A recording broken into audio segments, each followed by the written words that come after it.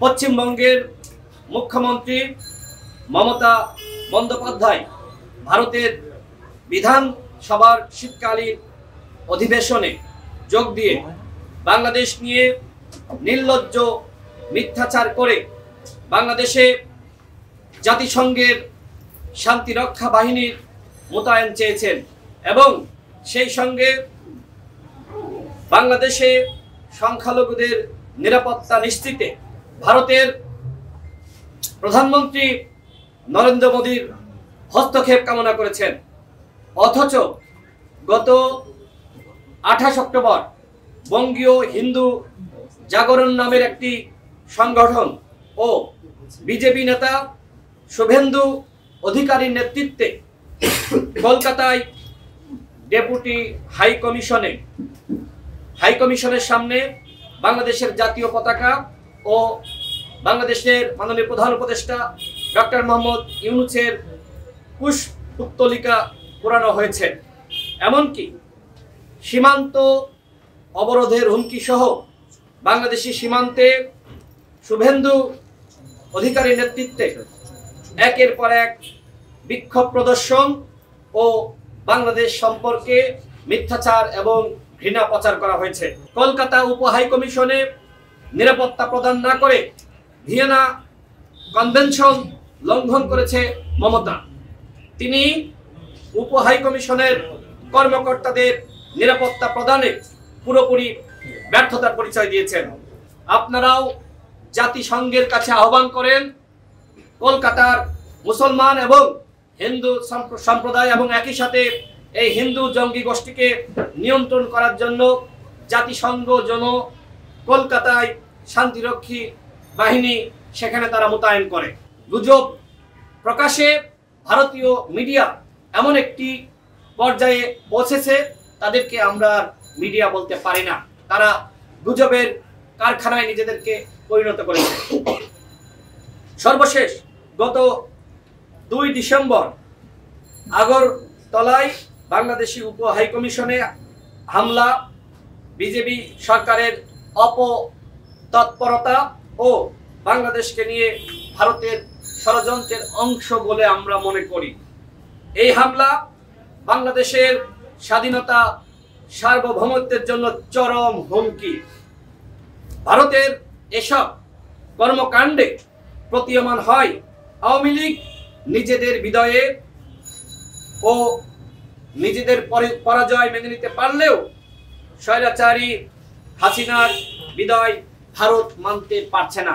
গত 15 বছর ধরে ভারত যেভাবে আওয়ামী লীগকে দিয়ে বাংলাদেশে হাসিনার সরকার গঠন করেছিল এবং সংসার তৈরি করেছিল, সেই সংসার আজকে এদেশের ছাত্র জনতা ভেঙে চুরে খান খান দেওয়ায় সবথেকে বেশি কষ্ট পেয়েছে ভারত এবং তারা এখন হাসিনার বিদায় কোনোভাবেই মানতে পারছে না।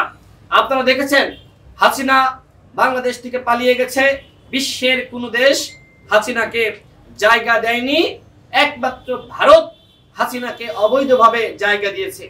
বাংলাদেশ সরকারের পক্ষ থেকে বারবার বলা হচ্ছে হাসিনাকে ফিরিয়ে দেন, কিন্তু ভারতের পক্ষ থেকে কোনো বক্তব্য দেওয়া হচ্ছে না, ভারত কোনো উদ্যোগ গ্রহণ করছে না।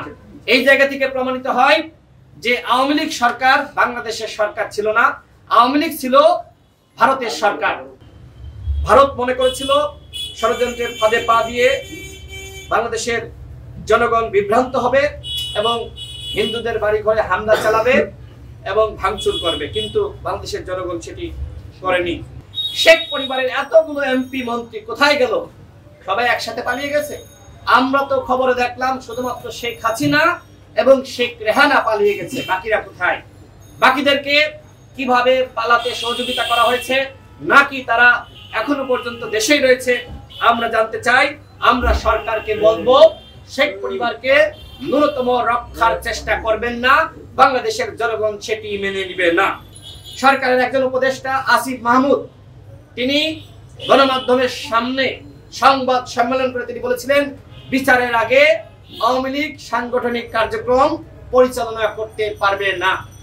আমরা এটিকেই মনে করেছিলাম যে আওয়ামী লীগকে হয়তো নিষিদ্ধ করা হচ্ছে, কিন্তু পরবর্তীতে আমরা দেখলাম মাননীয় প্রধান উপদেষ্টা তিনি বললেন যে বিএনপি চায় না এই কারণে আমরা আওয়ামী লীগকে নিষিদ্ধ করব না এবং নির্বাচনে তারা অংশ নিতে পারবে। শুধুমাত্র বিএনপি চায় না, বিএনপি তো কোনো দলীয় বক্তব্য বা দলীয় স্টেটমেন্ট প্রকাশ করে নাই, আমরা দেখি নাই। বিএনপির মহাসচিব তিনি একটি রাজনৈতিক বক্তব্য দিয়েছেন, সেই বক্তব্যকে কেন্দ্র করে যদি প্রধান উপদেষ্টা তিনি এই ধরনের সিদ্ধান্ত গ্রহণ করে থাকেন, আমরা মনে করি এই সিদ্ধান্ত শেখ হাসিনার মতন একটি স্বৈরাচারী সিদ্ধান্ত।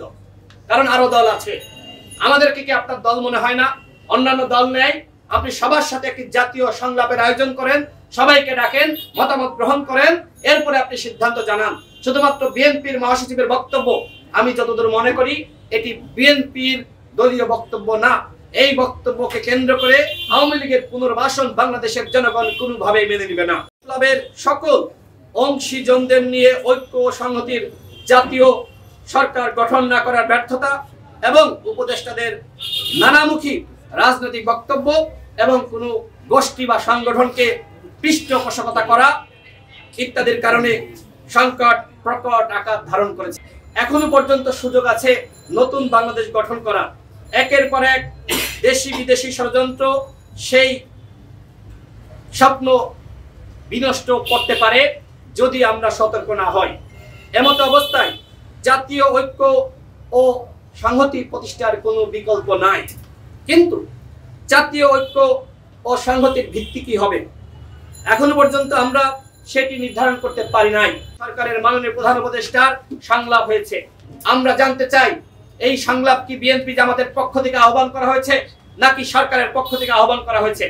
যদি সরকারের পক্ষ থেকে আহ্বান করা হয়ে থাকে তাহলে বাকি দলগুলোর সাথে কেন সংলাপ করা হলো না, সেই প্রশ্ন আমি মাননীয় প্রধান উপদেষ্টার কাছে করছি।